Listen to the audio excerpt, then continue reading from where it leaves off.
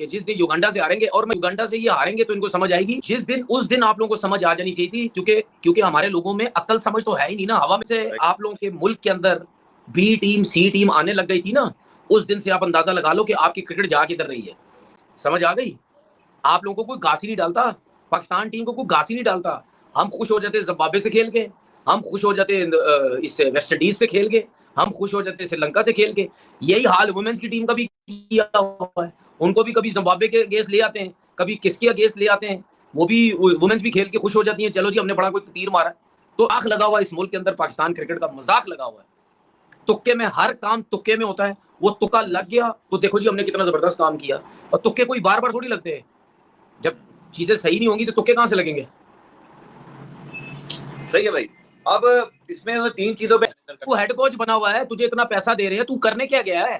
तू करता क्या पाकिस्तान के अंदर? ये तो बता कि हम ही तुझे मिडिल ऑर्डर ढूंढ ढूंढ के दें, जो टीवी पे बैठे वो मिडिल ऑर्डर ढूंढ ढूंढ के दें। ये जो सिलेक्टर बैठे हुए हैं, जिसमें आकिब जावेद है, जिसमें मिसबा है, जिसमें असद शफीक है, जिसमें सरफराज है, जिसमें तुम खुद हो, नहीं तो हम क्या तुझे ढूंढ ढूंढ के दें? मिडिल ऑर्डर चाहिए तो ढूंढना मिडिल ऑर्डर, तुझे अगर इतने पैसे मिल रहे भाई। अजीब फजूल किस्म के सवालात करते रहते, मिडिल ऑर्डर चाहिए। बेड़ा गर्क तो तुमने कर दिया पाकिस्तान टीम का T20 के अंदर, जो तुमने हाल किया तुमने और इस सिलेक्शन कमेटी ने मिलकर। अभी भी तुम लोगों को मिडिल ऑर्डर नहीं मिला। तारीफ उन्होंने फिर की सलमान लिया कि 50 रन की उनकी एवरेज है, उनके अराउंड थोड़े और रन छोड़ देना, उसका काम ही यही है ना भाई, उसका काम ही यही है। वो लाएगा ही उसी को कंट्रोल करने के लिए। शाहीन के ऊपर जो थोड़ा सा एक तरह से क्रिटिसिज्म ही हो गया भाई कि नई बॉल से विकेटें चाहिए, तो मुझे तो हालात आगे के लिए ठीक ही लग रहे शाहीन के। तो फिर मैं आपको बता रहा हूँ 2027 में वर्ल्ड कप में कप्तान नहीं होगा, ये सलमान आगा कप्तान होगा। ये रात हो आपका अगला टेस्ट कैप्टन भी सलमान अली आ गया भाई, कैंपेन शुरू हो गई है यार। देखिए क्या हो गया आपको यार, जो सिलेक्शन कमेटी में लोग हैं वो बाबर को पसंद ही नहीं करते, वो रिजवान को पसंद ही नहीं करते, तो फिर कैसे वो कप्तान बनेंगे भाई? वो भी बोलेंगे ना यार ऐसे बंदे को लेके आओ जिसको हम आराम से कंट्रोल कर सके बस। और देखे माइक एहसन वैसन फारिग है बिल्कुल, इसको बिल्कुल कख नहीं पता। समझ आ गई? अब मुझे बात ना है, अगर ये इतना बड़ा कोच होता, ठीक है, इतनी बड़ी इसको समझ होती, ये एक सीजन के बाद इसको बेंगलोर ने फारिग क्यों कर दिया था? अगर इतना बड़ा कोच होता ये है, आईपीएल दुनिया की सबसे टॉप की लीग है, उसमें ये बेंगलोर का ये कोच बना 1 साल।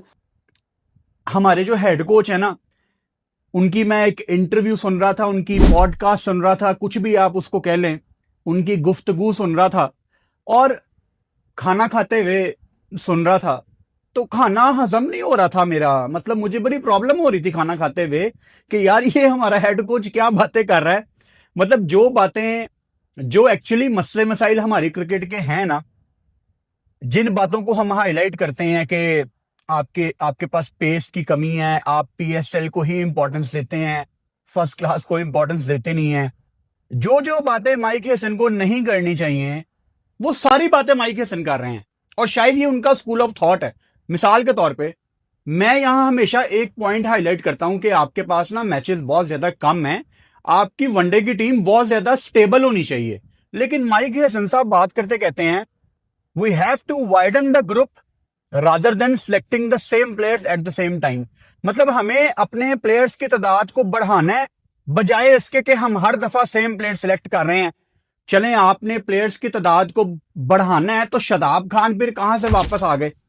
मतलब अगर चलो मैं आपकी लॉजिक पे 1 मिनट के लिए एग्री कर लूं, जिसपे फिर भी मेरा दिल नहीं मान रहा, तो आप तो नए लड़के लेके जा रहे थे बांग्लादेश, तो अब वो दोबारा बैक गेयर जो पाकिस्तान क्रिकेट टीम लगाती है। फिर माइक हेसन बार बार पाकिस्तान सुपर लीग का रेफरेंस दे रहे हैं। मतलब माइक हेसन जो पाकिस्तान की सीरीज खत्म होने के बाद अपने घर न्यूजीलैंड चले जाते हैं, आपके ख्याल से क्या उनके पास टाइम होगा कि वो यहां पाकिस्तान की डोमेस्टिक क्रिकेट को देखें या नजर भी रखें? तो जो जो बातें माइक हेसन को नहीं करनी चाहिए वो सारी बातें वो कर रहे हैं, और ये उनका स्कूल ऑफ थॉट भी है।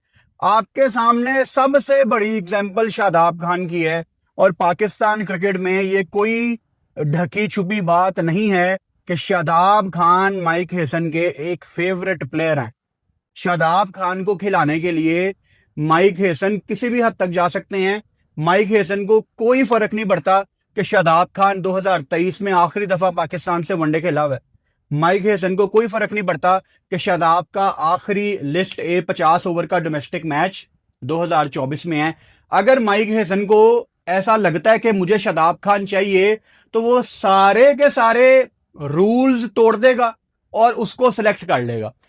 दोस्तों, इस वक्त पाकिस्तान के टीवी चैनलों और वहां के मीडिया हाउसेस में एक अजीब सा डर और टेंशन का माहौल है। जब से डोनाल्ड ट्रंप दोबारा अमेरिका के राष्ट्रपति बने हैं, पाकिस्तान की रातें मानो फीकी पड़ गई हैं। अब वहां की बड़े बड़े एंकर्स और एक्सपर्ट्स बैठकर रात दिन बस एक ही बात सोच रहे हैं, क्या होगा अगर ट्रंप का ये कार्यकाल पाकिस्तान के लिए एक बुरा सपना साबित हुआ? क्या अमेरिका और पाकिस्तान के रिश्ते अब पूरी तरह खत्म होने वाले हैं? आइए जानते हैं कि आखिर पाकिस्तानी मीडिया के पसीने क्यों छूट रहे हैं। दरअसल पाकिस्तान मीडिया की टेंशन की दो सबसे बड़ी वजह हैं। पहली वजह इमरान खान। पाकिस्तान की मौजूदा सरकार और वहां की सेना इस बात से डरी हुई है कि इमरान खान और डोनाल्ड ट्रंप के रिश्ते काफी अच्छे रहे हैं। पाकिस्तानी मीडिया में बहस चल रही है कि कहीं ट्रंप इमरान खान को जेल से बाहर निकालने के लिए दबाव ना बना दे। और दूसरी सबसे बड़ी टेंशन है फंडिंग यानी भीख।